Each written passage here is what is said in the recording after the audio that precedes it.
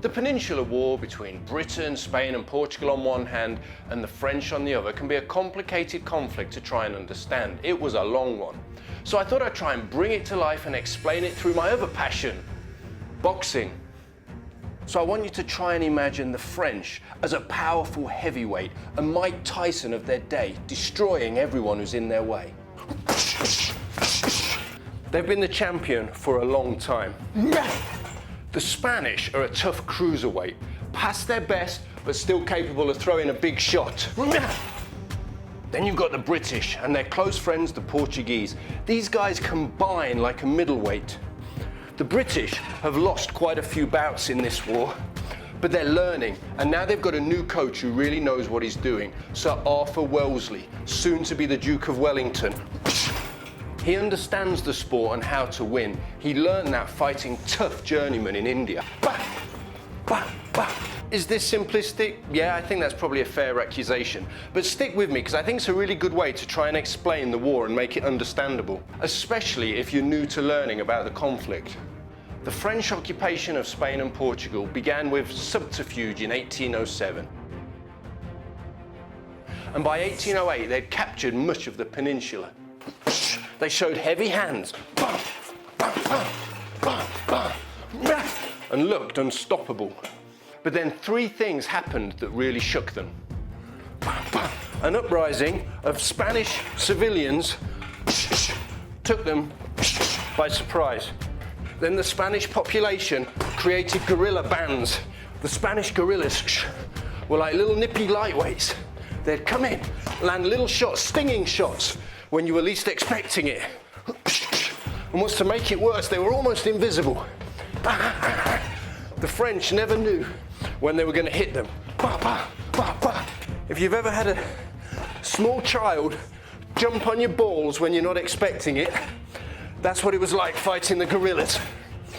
They might not have been heavyweights, but when they hit you, it hurt.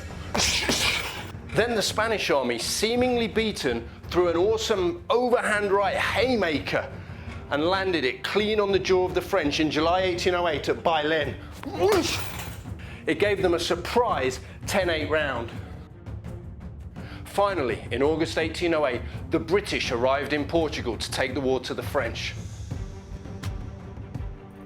These plucky redcoats knew they couldn't take on the might of the French army in a stand-up brawl, so they changed their strategy. Under Sir Arthur Wellesley, they knew it was all about jabbing and moving.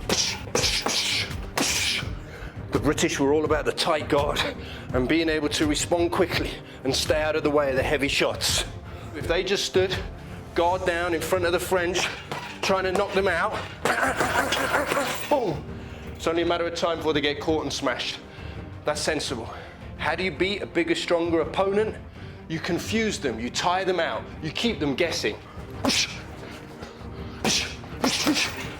You don't stand still and wait for him, unless you've got a trick up your sleeve, and that's what Wellington did have. One early pillar of Wellington's strategy was something known as the Lines of Torres Vedras, a defensive position outside Lisbon. This allowed the British and Portuguese and the Spanish, because there was some there, to go firm, to be able to stand their ground, cover up tight, soak up anything the French could throw. And then when they were ready, when the French got tired, when they punched themselves out, the British and their allies were ready. With the Spanish still a threat, mainly in the south and the east of Spain, and the guerrillas jabbing the French army in the rear whenever they could, the British and Portuguese were able to slowly jab the French back to the middle of the ring and over the border into Spain. Solid jabs. At Salamanca in the summer of 1812, the French came in looking for a heavy shot.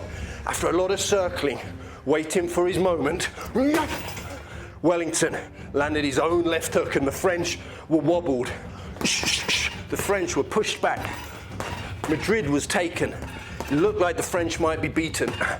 But as usual, you couldn't underestimate the French. Their defense of Burgos was stubborn, and it forced the British to retire again, exhausted, and chase the whole way back to their corner.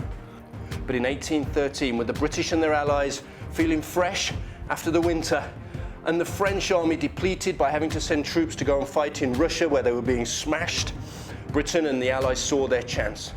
The Allies had learnt their lesson. They came forward with good head movement. They kept the French wondering, where are they coming from? Bah, they'd move, bam, they'd move. They'd surprise them with angles.